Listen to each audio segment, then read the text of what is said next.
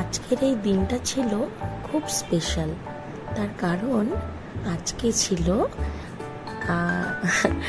4 তারিখ, আর আজকে হাসমুখলালের বার্থডে ছিল।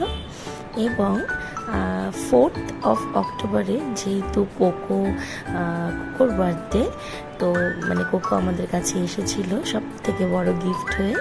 তো সেই দিনটাতে মানে প্রত্যেক মাসের 4 তারিখে আমরা একটু ছোট্ট করে সেলিব্রেট করি ওর বার্থডেটাকে। তো বাবার জন্মদিনের সাথে সাথে ওরও জন্মদিনটা 4 তারিখ, তো এটা আমাদের কাছে খুবই একটা আনন্দের ব্যাপার ছিল। তো সেই জন্য মিস্টার সাধুকের জন্য আমি একটা হ্যান্ড কেক বানিয়েছিলাম, আর কোকোর জন্য আমি একটা স্পেশাল দারুণ হাফ ওয়ে টু 1 কেক মানে অর্ডার করেছিলাম। তো এইটা তো দেখে মিস্টার বুঝতেই পারছেন না যে কোনটা কাটবে, কিভাবে কাটবে। তো আমি বললাম ঠিক আছে, ওটা সাজিয়ে দিয়েছি, ওপরেরটা কোকোর নামে, নিচেরটা তোমার নামে। তো যাই হোক, ওই বাড়িতে সেলিব্রেশন হলো, এই বাড়িতেও ছোট্ট করে সেলিব্রেশন হলো। তো আমি এই মাস 2 মতন বাপের বাড়িতে ছিলাম। এত গরম, মানে অতিরিক্ত গরম আমার শ্বশুরবাড়িতে, যেহেতু টপ ফ্লোর আর এসিতেও অসুস্থ হয়ে যাচ্ছে।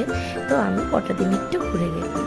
তো হাসমুখলালের জন্য তো আমি সকাল থেকে অনেক আয়োজন করেছি, তো সেইগুলো ওর আর খাওয়ার কোনো উপায় ছিল না, জাস্ট সাজিয়ে দেওয়া হয়েছে। ও সম্মান রাখতে 1 চামচ করে খেয়েছিল। তো বাড়ি এসেই তো আগে মায়ের কাছে অনেক আদর ভালোবাসা, অনেক ভালো ভালো মেনু খেয়ে এসেছে, কিন্তু অপরাধী ফটো আর ভিডিও তুলতে ভুলে গেছে অ্যাজ ইউজুয়াল। তো নো প্রবলেম, ভিডিওটা হয়তো থাকলো না, কিন্তু খাবারগুলো আমি সবই খেয়েছি। আমার জন্য মামুনি সব প্যাক করে পাঠিয়ে দিয়েছিল। তো এই যে কোকো দেখছে যে কি এত খাবার তোমরা খাচ্ছ, আর আমাকে খাওয়াও ওই সমস্ত।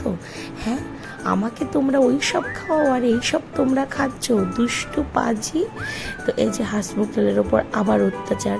মাকে যতবার বলি তুমি ওকে একটু সল্টি কিছু দাও, না, নিয়ম মাফিক পায়েসটাই ওর মুখে দেবে 3 বার। না, অত্যাচার সহ্য করো। যাই হোক, তো দিনটা খুবই একটু কম আনন্দে কেটেছিল, তার কারণ মিস্টার অফিস করে এসেছিল। তো যাই হোক, we have enjoyed the time we have got.